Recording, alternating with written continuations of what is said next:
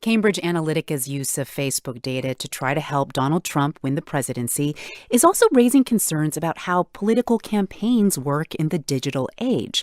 NPR's Tim Mak has this look at how campaigns get personal information so they can target voters.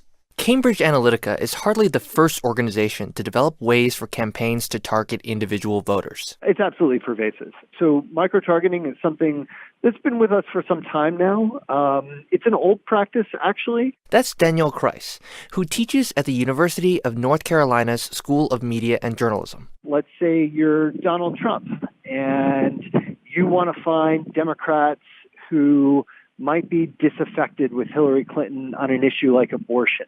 You're going to use data that you have to try to figure out who those people are. Campaigns will typically buy voter information from specialized political data firms with information such as voter registration, where they live, their religion, their partisan affiliation, what they buy, what TV shows they watch, and so on.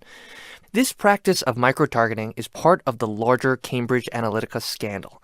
But it's not micro-targeting that's the primary scandal. They went out and they stole 50 million data points from Facebook users without their knowledge and used that on behalf of the Trump campaign. That's Tom Bonnier, a Democratic strategist who leads TargetSmart, a political data firm. I'm not aware of this happening at any other point with any other campaign. But because Cambridge Analytica was using misappropriated data for micro-targeting purposes, questions about ethics and privacy are being raised about the underlying practice, says Kreis. The thing about this scandal is that it has brought into public view a lot of things that people just had no idea was just the standard way of operating and doing things. And people get a little bit, creeped out by that. Dave Carney, a Republican operative who worked on data strategy for Texas Governor Greg Abbott, is crying foul that the general practice of targeting voters through the use of Facebook data, which was seen as innocuous when used by the 2012 Obama campaign,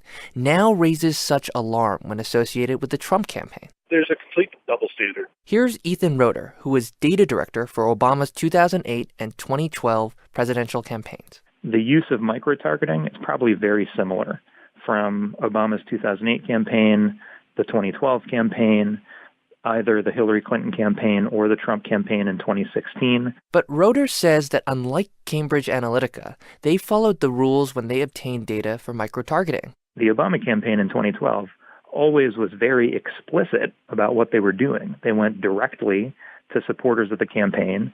They asked them explicitly to grant them permission to this information. And there's good reason for the interest in such specific information about private individuals.